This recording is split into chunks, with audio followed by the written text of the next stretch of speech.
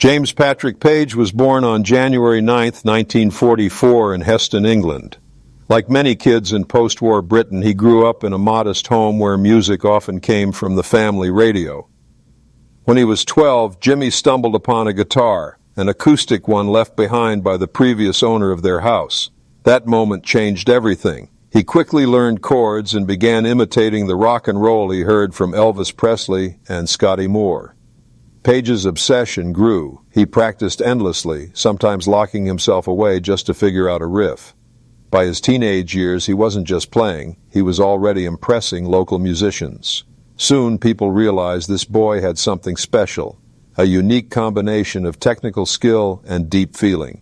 His early passion laid the groundwork for a career that would soon shake the world. By the early 1960s, Page was already building a name in London's music scene. Still in his teens, he became one of the most in-demand session guitarists in Britain. He played on countless records, often uncredited, working behind the scenes with artists like the Kinks, The Who, and Donovan. Page could adapt to any style, blues, pop, folk, or hard rock. His guitar was the secret weapon of many hit songs, even if fans didn't know his name yet. But while the pay was good, Jimmy felt restless. He didn't want to stay in the shadows forever. He longed for a band where he could push the boundaries of rock music, not just follow someone else's vision. This hunger set him on the path toward destiny.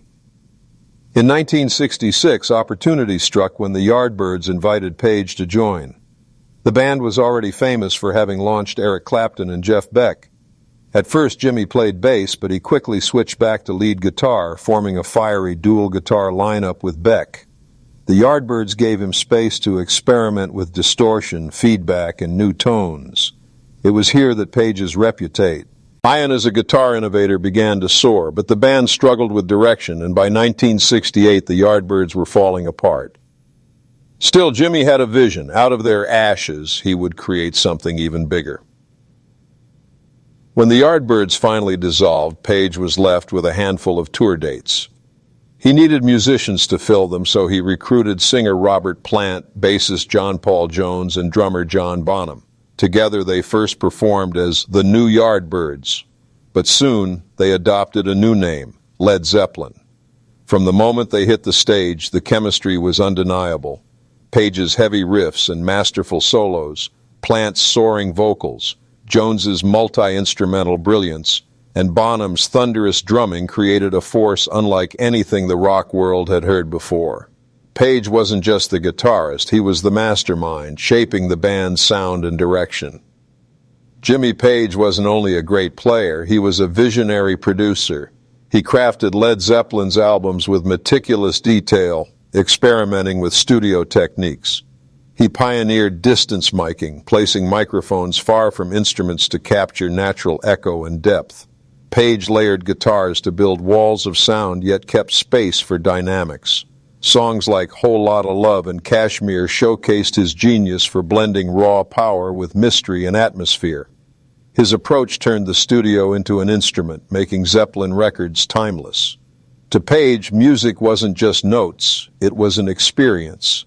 From Communication Breakdown to Black Dog and the legendary Stairway to Heaven, Page's riffs became the backbone of rock. He had a gift for creating guitar parts that were both simple and monumental, unforgettable after a single listen.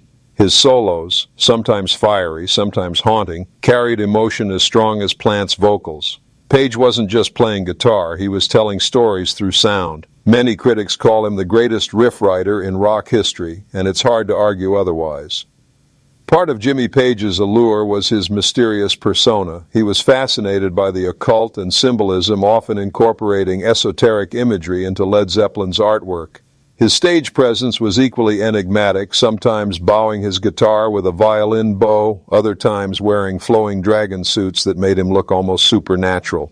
Rumors swirled about Page's interest in mysticism, but he rarely explained himself. This aura of secrecy only added to the Zeppelin legend, making fans and critics see him as more than just a guitarist.